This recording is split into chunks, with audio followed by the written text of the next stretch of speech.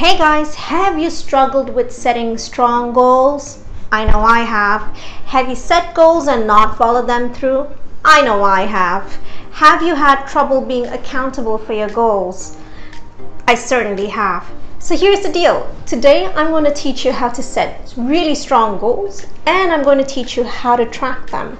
I'm also going to give you some ideas, specifically 4 ideas as to what goal areas you could be looking at as you set your goals. Stay tuned.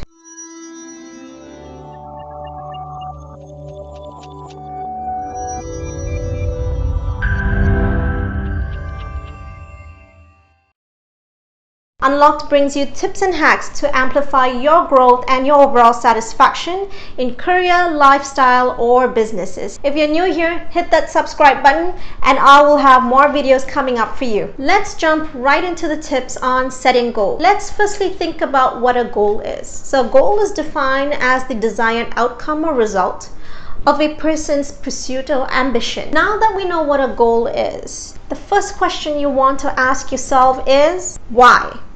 The why behind a goal. How does it link to your purpose in life? Why is that goal necessary? Answering those questions are going to be so important for you. The why behind a goal is always going to be so important for 2 reasons. The why leads to your purpose or the broader narrative in your life, right? And the second reason is because if this is the thing that you really want to pursue, the chances of you being more successful at pursuing that goal is going to be higher. So really think about why, what is it that you want in life, and craft your goals around the why, around the motivational forces in your life. Now that we've covered the why behind the goal, I would hope that you would go back and identify the area or what is it that you want to pursue. Once you have an idea, the question is, how do you then set a goal up for success? And here's the trick to this. It's a well-known formula. I can quote it from many sources, but the fact is you need to be smart about it. S-M-A-R-T. You heard me, smart about your goals. So what is SMART? SMART is being specific, measurable, attainable, relevant, and time-bound.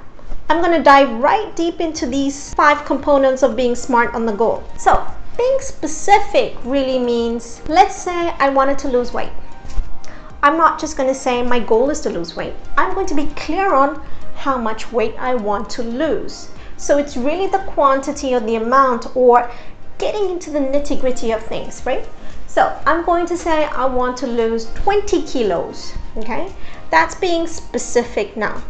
Let's go to measurable. You need to be able to measure at each point during the year or during the 6 months or 9 months time period that you set your goal for as to how much you're going to accumulate or lose, however the goal is. So for example, going back to the 20 kilos I was talking about, if I wanted to lose 20 kilos over a period of a year, let's say, so approximately in a month I would have to be losing about 20 divided by 12, less than 2 kilos, right? You want to be setting goals that are attainable. But what is attainable? Well, you want to be setting goals that are realistic, things that you can actually achieve within a certain time frame. You don't want to be setting goals that are far-fetched, above and beyond your reach. So an example is, let's say I have $10,000 in my bank and I want to be a millionaire tomorrow. That is not realistic and therefore not attainable. But I could certainly have a glide path towards that over a period of, say, 2-3 years or extended timing, something that I know I can get to, right? So that's attainable. So next is being relevant. Your goal has to be relevant. So what does relevant mean? So remember I talked about the why? You need to understand your motivations and the broader narrative of your life. Ensure that the goal that you're setting is relevant to your core values, your motivations, right? And the purpose of your life. So one of my purposes in life is to be able to ensure that I can be independent and that I can support my family. Therefore, it is important for me to set a goal that's relevant to that purpose. So for example, in this instance, I would say that I need to be earning an X amount of money every year so that I can be independent and I can support my family. So that's an example of being relevant. Any goal that you're putting pen to paper needs to have a time frame. It could be 6 months, it could be 90 days, it could be 1 year. But be very clear on what you want to achieve over time. This is important so that you can track this on a bi-weekly or a monthly basis leading up to that time frame. So ensure, please ensure that you are making your goals specific, measurable, you're tracking them, they're relevant, they're time bound, and everything else that you need to do. And of course, set realistic goals. Now that we've talked about how to be smart on your goals, which was the second step, we'll go to the third step. How are you going to make sure you're accountable on your goals? There's a number of ways to do this. So the first one is to probably get yourself to be accountable for it, and that would be the best thing to do, right? So what you would do is review those goals every, say, bi-weekly or monthly, and see how much progress you've had on that. The second way to be accountable for those goals is to find someone that you trust, someone that you can connect with and calibrate with.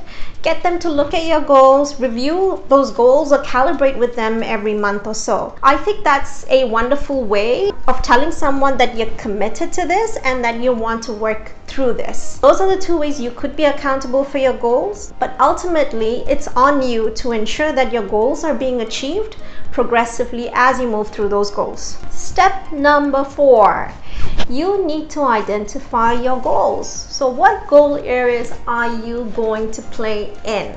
Well, there is a billion out there, right? But here's my first recommendation, and here's a bonus tip. Do not have more than 2 to 3 goals. And the reason I say this is because once you have a long laundry list, you're probably not going to be able to achieve everything, and that can be demotivating to you actually. So my advice to you is to have 2 to 3 goals and no more than that. Be very clear and focused on really what's driving those goals, and again, go back to the why. Now that we've said, let's set 2 to 3 goals, what are some of the areas that you could look at as you're setting these 2 to 3 goals? So the first one is going to be financial. I mean, in this day and age, everyone wants to retire early, or they want to be independent, they want to support themselves, or they just want a comfortable life. Regardless of what you want behind your finances, I think this is an important area for young generations as well as people who are getting into their 40s, 50s, to think about. Some of the questions you'd want to ask yourself, depending on the stage of your life, are the following. A, do you have enough money saved? If not, how much do you have to save? What do you need to retire with? Do you have money but it's not invested already? How much investments do you want to make? Are your investments in one basket? Do you want to spread them up? Do you want to rebalance your portfolio? If you're not having enough savings, what are some of the income streams you can look at to increase your income? Those are just a few of the questions you could be asking as you look into this financial area, but these are important questions that people tend to ask themselves as they go through different stages of life. The second area that I want to get into is really the career side of things, or your business. Again, depending on whether you have a career and you're employed, or if you are a self-starter and you have a startup or you're entrepreneurial, I think one of the things to ask is, are you growing in your career, or are you growing your businesses? Are you happy with where things are? Do you find yourself learning? Do you have a growth mindset? A year ago back until now, have you seen any improvements in your skill sets? Again, these are just some of the questions to ask. They're not everything. You need to be satisfied with what you're doing in your work. You spend 1/3 or half of your time at work. And so I think the career and business side of things is going to be very important to look at. A great example was when I was talking to a friend recently who told me that they wanted to become an organization leader. And so that was one level up for them. My advice to them was to go back and see whether they had the right skill set to get to that level. If they did not, they would have to probably work on it this year. If not, they could have a discussion with their managers to see what it would take to get there. These are important things to think through, so I leave you with that thought. third area that has been crucial and important in everyone's day and lives are health and fitness. Some of the questions that you really want to think about in that area is, are you fit today? Is there anything you want to change in your routine to be fit? Do you want to become stronger? Do you want to become leaner? What are your goals? Do you want to change your diet? Do you think you need to change your diet? The answers could be yes or no, and if so, what are you exactly going to do? It is so important, given that we are living longer these days, to ensure that you have the right diet and the health in place. Ensure you're thinking about this area equally to the finances as well as the career path of things. This area, I've decided that I need a change in my routine, and so what I am going to do is take up swimming as well as go on more trail walks, and I'm going to do this consistently once a week through the year. See how I made that very specific? I have defined my specific activities as swimming, trail walks.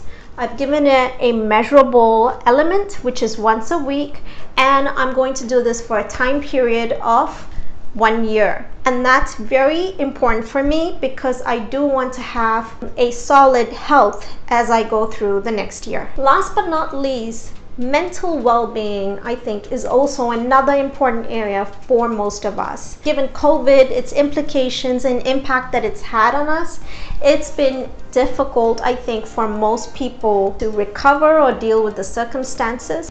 Moreover, everyone's been working very long hours or extended hours. And so one of the things to ask yourself is, are you being burnt out? Are you suffering from this? Do you feel positive or negative about the whole situation? If you're feeling negative, how do you overcome that? What are some of the things you can do? If you're having really extended long hours at work, can you cut that down? Can you take time off for yourself? Are you doing the things that you could possibly want to do? So a lot of things that you need to consider as you get into the space, but do ask yourself those questions because those are so important. It's mind over body. Actually, it's awareness of a body, and we'll do awareness in another segment, but it's awareness of a body, and it's important to stay positive as well as have a clear mind. So guys, in this video, I've given you the tips and tricks to setting strong goals, and what I've also done is talked about how your goals need to be smart, linked to your purpose or your why, as well as how you can ensure that you're looking at the right areas that are probably important to your life. With that, I have more tips coming up in my next video. Make sure you hit that subscribe button, guys. All right, thank you for staying on and watching the video. I'll see you in the next video.